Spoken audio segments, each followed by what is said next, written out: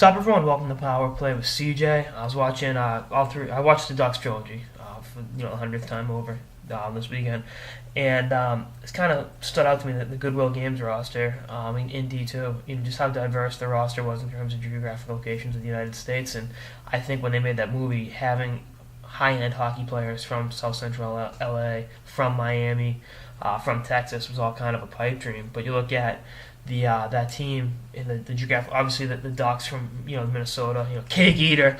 That's one thing. It's funny. Adina, I made this joke a couple weeks ago. Every day I need attention is what Adina is an acronym for. So that's pretty cool. But you look at I'd imitate life in terms of the U.S. World Junior teams going. I mean, I know the Goodwill Games are but you catch my drift.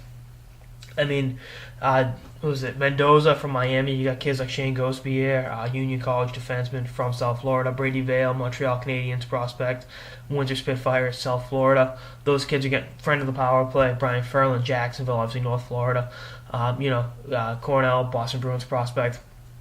And, you look at guys like that. You look at the California kids. I mean, Russ Tyler wouldn't have been the only Southern California kid on the team now. It's knuckle puck time. You look at kids like Emerson Needham and, it was Mitch Callahan from Whittier, both in the inner city in L.A., making it to the U.S. World Junior teams. In Needham's case, making the NHL. I know he's down now, but, he'll be a great player for years to come.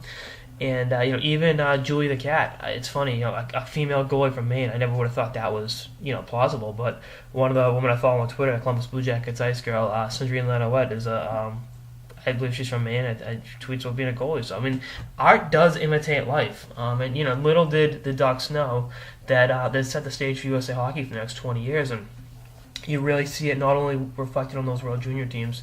First of all, there's no Massachusetts kids on the Ducks, which is a travesty.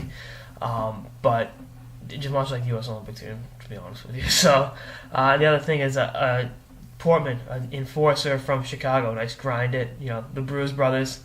Much like Ryan Hartman, Chicago Blackhawks first rounder from Illinois, plays a gritty game, not exactly Portman, a little more skilled, but you see it, and you just now it really is a United States, hockey organization in terms of when they put rosters together. Because again, you're seeing kids from California, you're seeing kids, obviously it's not just New England, Minnesota, and Michigan. Kids from Texas, Seth Jones, much like Robinson, the yeehaw.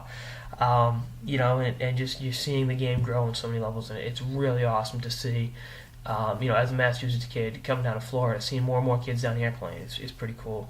And I don't know if Mendoza would have made the NHL, but it would have been pretty. I mean, even it's funny.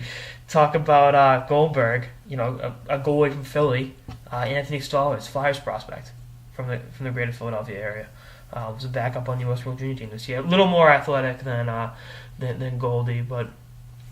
Although Goldberg was a pretty versatile player, slid up and played some defense. It was a clutch goal scorer. So, anyway, that's how this episode of the Power Play with CJ on how the Mighty Ducks, how D2 especially, set the stage for USA Hockey for the next 20 years.